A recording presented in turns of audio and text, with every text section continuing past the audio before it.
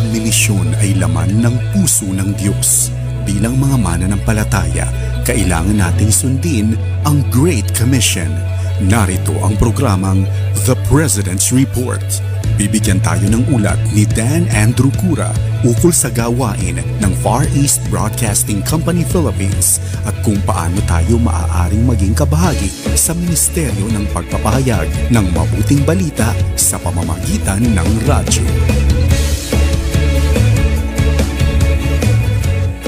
Ako po si Charlie at sumali po ako sa Change Can Change Coin Bank campaign dahil gusto ko pong maging blessing sa iba at gusto ko pong i-share ang word ni God. Ako po si Daniela at nagsimula po akong sumali sa Change Can Change Coin Bank simula nung ako po ay grade 3. At sa tingin ko po ay 4 na cans na ang napupuno ko. Palagi akong sumasali sa campaign dahil gusto ko pong marami pang makarinig ng word ni God at gusto ko din pong makatulong sa kanila.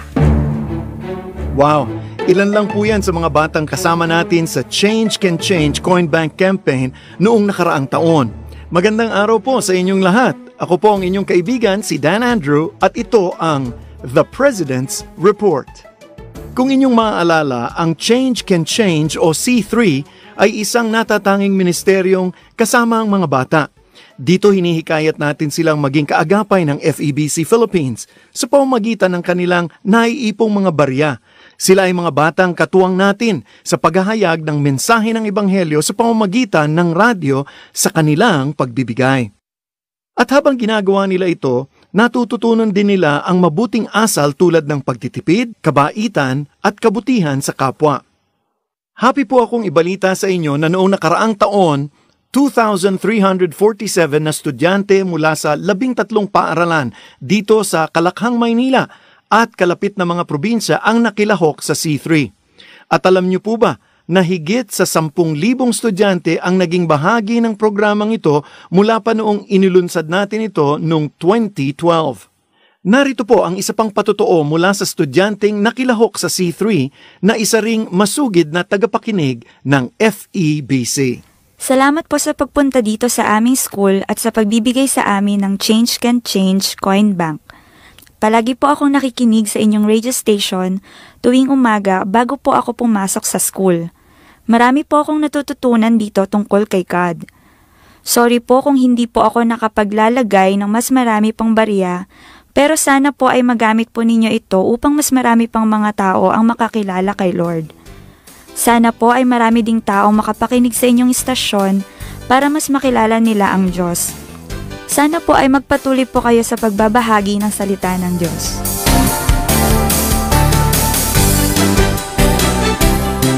Dito sa FEBC, lubos tayong nagpapasalamat sa Panginoon dahil sa inyong patuloy na pag-aagapay sa ating gawain ng paglaganap ng mabuting balita hindi lamang sa pamamagitan ng radyo, kung pati na rin sa internet at iba pang mga mabubuting gawain. Dahil sa inyong kaloob, kasama ang marami pang mga kaagapay, ang gospel radio na ito na FEBC ay tumagal ng 7 dekada. Tunay nga pong purihin ang ating Panginoon. At hindi lamang yan, sa kagustuhan nating maparangalan ng Panginoon sa ministeryong ito, natuturuan din natin pati ang mga bata sa pagmimisyon. Ganon din ang kabutihang nagagawa nila sa buhay ng ibang tao. Tunay ngang nagpapasalamat tayo sa Panginoon sa lahat ng mga mag-aaral na kabahagi ng Change Can Change campaign. Naalala ko ang isang magandang kwento patungkol sa babaeng balo at ang kanyang handog. Matatagpuan ito sa Marcos, Kabanatang 12, talatang 41 hanggang 44. Noong araw ng Pasko o Passover, nakaupo si Jesus sa templo sa Jerusalem kung saan naglalagay ang mga tao ng kanilang mga kaloob. At sa mga espesyal na okasyong gaya nito, maraming mga tao ang naghuhulog ng malalaking halaga bilang tanda ng kanilang personal na pagsamba sa Panginoon. Sa dinami-dami ng mga taong naghuhulog ng kanilang alay noong araw na iyon, napansin ni Jesus ang isang babaeng balo na ang puso ay tapat at ang hangarin ay mapapurihan ng Panginoon sa pamamagitan ng kanyang pagbibigay. Ang balong ito ay nagbigay ng pinakamaliit na alay, 2 salaping tanso lamang.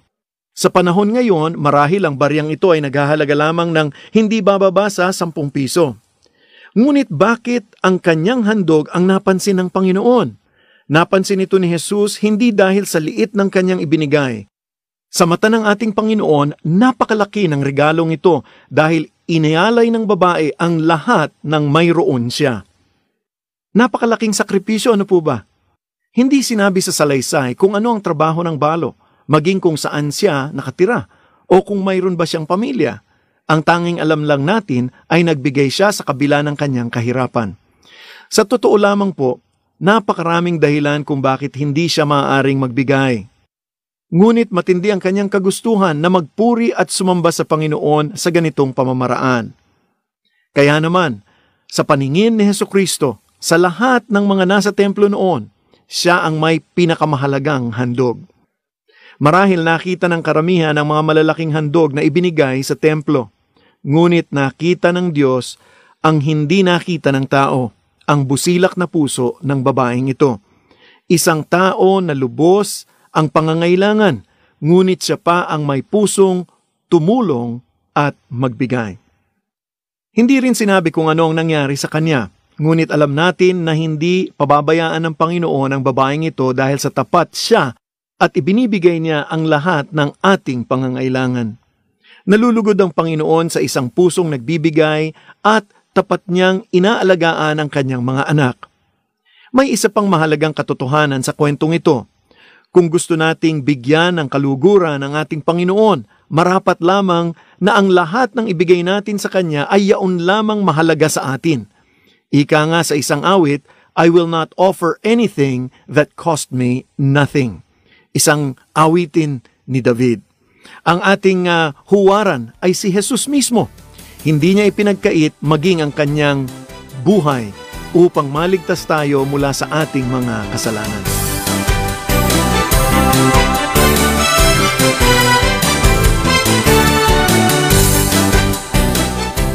Tunay ngang purihin ang Panginoon sa mga batang sumali sa ating C3 campaign.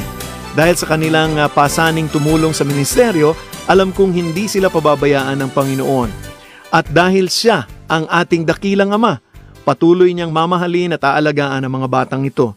Isama po natin sa panalangin ang lahat ng sumasali at sasali pa sa ating Change Can Change Coin Bank campaign. Gamitin nawa sila ng Panginoon upang marami pang makarinig ng Ebanghelyo at naway ang karunungan at pag-iingat ng Panginoon ay mapa sa kanila. Gaya po ng balong babae, naway ang kagustuhan na maglingkod at magbigay luwalhati sa Diyos ay patuloy na lumago sa kanilang mga puso at buhay. Ngayong darating pong Agosto, ilulunsad muli natin ang ating Change Can Change Coin Bank campaign sa mga paaralan. Naway hipuin ng Panginoon ang mga bata, guro at maging ang mga punong guro na sasali sa programang ito.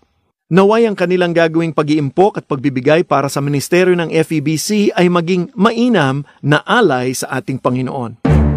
Naku, maraming salamat po sa inyong pakikinig ngayong araw. Muli po ako ang inyong kaibigan si Dan Andrew para sa The President's Report.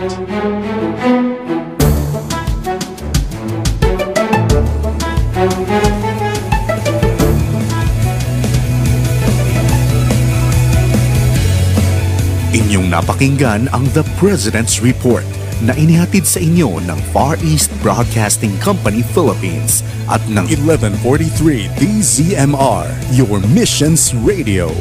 Kung nais ninyong maging katuwang sa pamamagitan ng pananalangin o praktikal na pamamaraan, tumawag sa 650-0859 at hanapin si Jasmine Rojas o Cyril Delfino.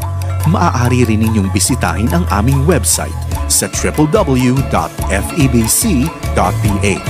Maraming salamat po at pagpalain kayo ng ating Panginoon sa inyong pagsuporta sa gawaing pagmimisyon.